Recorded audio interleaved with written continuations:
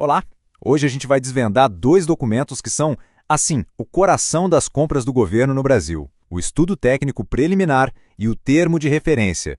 Os dois são exigidos pela nova Lei de Licitações, a 14.133, e olha, entender esses documentos é fundamental para a gente saber como o governo planeja antes de contratar qualquer coisa. Já parou para pensar nisso? Como é que o poder público decide o que precisa comprar? Seja, sei lá, construir um hospital, adquirir computadores para uma escola ou contratar um serviço de limpeza. Como essa decisão é tomada? Com certeza não é do nada. Existe todo um processo, um planejamento bem rigoroso por trás de tudo. A melhor analogia para a gente entender isso é a de construir uma casa. É simplesmente impensável começar a subir as paredes sem ter uma planta detalhada na mão, concorda? Pois é, nas contratações públicas, essa planta é a fase de planejamento, que existe para garantir que o nosso dinheiro, o dinheiro público, seja usado do jeito mais eficiente e inteligente possível. Então, como é que essa planta é construída? Bom, o nosso roteiro de hoje é este aqui. A gente vai explorar a base da contratação, entender o que é o tal do ETP, dar uma olhada no que tem dentro dele, ver como ele vira um termo de referência e, no final, entender por que esse planejamento todo é tão importante. Vamos lá! Tudo, absolutamente tudo, começa aqui, na chamada fase preparatória. A nova lei de licitações veio para reforçar uma coisa. Antes de qualquer edital ser publicado, tem que ter um trabalho de casa muito bem feito. E esse trabalho é a fase de planejamento. O ponto central aqui é o seguinte: é nesse momento que a administração pública coloca no papel o porquê de uma contratação ser necessária. É a hora de mostrar qual é o interesse público, analisar os aspectos técnicos de mercado, de gestão, tudo que vai impactar o futuro contrato. É literalmente a fundação, o alicerce de todo o processo de licitação. E o primeiro grande documento dessa fase de planejamento tem nome e sobrenome: Estudo Técnico Preliminar, ou, para facilitar a nossa vida, ETP. Então, oficialmente, o ETP é o ponto de partida do planejamento. Ele não só identifica uma necessidade, mas também vai analisar qual é a melhor solução para atender essa necessidade. E ele serve de base para tudo que vem depois, como o termo de referência. Para simplificar ainda mais a história, o ETP precisa responder a duas perguntas que são fundamentais. Primeiro, qual é exatamente o problema que a gente precisa resolver? E segundo, essa solução que estamos propondo, ela faz sentido? Ela para em pé tanto do ponto de vista técnico quanto do financeiro? É um verdadeiro estudo de viabilidade. Ok, mas o que precisa ter nesse documento na prática?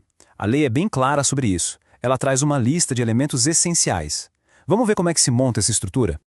O ITP bem feito precisa seguir esse roteiro. Ele começa descrevendo a necessidade, o problema, depois apresenta e justifica a melhor solução que foi encontrada, em seguida prova que essa solução é viável, também define os requisitos básicos que a contratação precisa ter e, um ponto muito importante, justifica se faz mais sentido ter um único contrato para resolver tudo ou se é melhor parcelar em vários contratos menores. Certo? Com o ETP aprovado, a fase de planejamento continua. O estudo deu a base, o diagnóstico. Agora, é preciso criar um manual de instruções para executar o plano. E é aí que entra o termo de referência. Pensa no ETP como o grande estrategista do projeto. Ele define a visão geral. Ele diz: olha, a gente precisa disso por esses motivos aqui e essa é a melhor forma de resolver. Ele é o documento do quê e do porquê. Já o termo de referência, o TR, é tipo o engenheiro da obra. Ele pega aquela visão estratégica do ETP e transforma num plano de ação super detalhado. Se o ETP é o porquê, o TR é, sem dúvida, o como. É aqui que a coisa fica mais específica. O TR vai detalhar exatamente o que vai ser contratado, as especificações técnicas, como o serviço deve ser executado, os prazos de cada etapa e quais são os critérios de qualidade. Ele transforma a solução do ETP em regras bem claras para quem for participar da licitação. Agora que a gente entendeu o fluxo, vamos falar sobre as consequências. Por que a lei insiste tanto nesses documentos?